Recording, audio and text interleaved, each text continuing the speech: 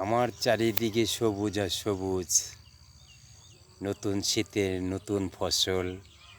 দেখেন আপনারা, পেঁয়াজ আছে, ঘাস আছে, সব আছে।